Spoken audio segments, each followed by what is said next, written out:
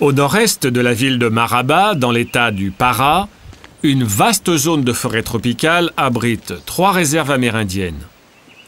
Dans une de ces réserves vit la communauté Krikatégé, dont la langue est le guarani. La réserve, d'une superficie de 62 000 hectares, est interdite à toute personne étrangère non autorisée.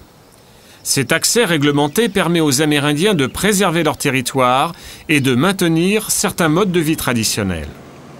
Les membres de la communauté disposent de revenus conséquents qui proviennent d'une redevance perçue auprès d'une compagnie d'électricité en compensation du passage d'une ligne à haute tension sur le territoire de la réserve.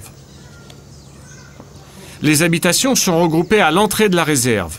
L'État fournit des services, postes de santé, services administratifs, bibliothèque, école. Les enfants fréquentent l'école primaire tous les matins. Ils apprennent le portugais et les disciplines habituelles. Certains enseignants sont originaires de la communauté. À l'issue de l'école primaire, les enfants vont poursuivre leur scolarité dans la ville voisine. Les plus âgés de la communauté, à l'image du chef, pratiquent des activités traditionnelles comme la chasse à l'arc. Ils fabriquent eux-mêmes leurs flèches.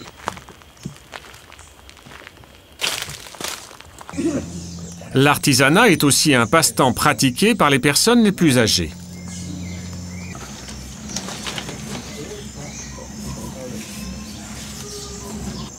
Le territoire de la communauté est une véritable réserve de biodiversité. L'exploitation de la forêt se limite à la cueillette de fruits tels que açaï, noix du Brésil, maripa et à la chasse. Le territoire attire des convoitises. Le chef se plaint d'incursions de la part d'étrangers à la communauté. Des étrangers s'introduisent parfois illégalement sur notre territoire. Ils viennent y chasser et prélever du bois et des fruits. D'autres personnes brûlent quelques parcelles de forêt afin d'y faire pousser de l'herbe pour leur bétail. Il faudrait que l'on nous donne des moyens supplémentaires pour protéger notre territoire.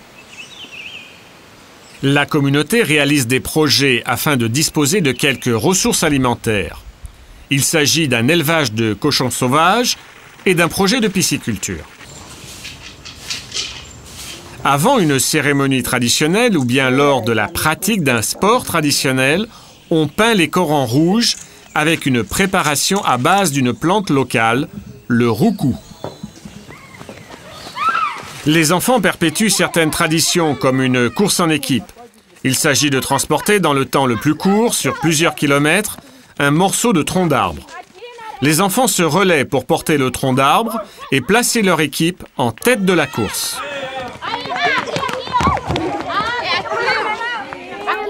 Malgré les incursions en limite de leur réserve, la communauté est bien organisée pour faire valoir ses droits auprès de l'État brésilien.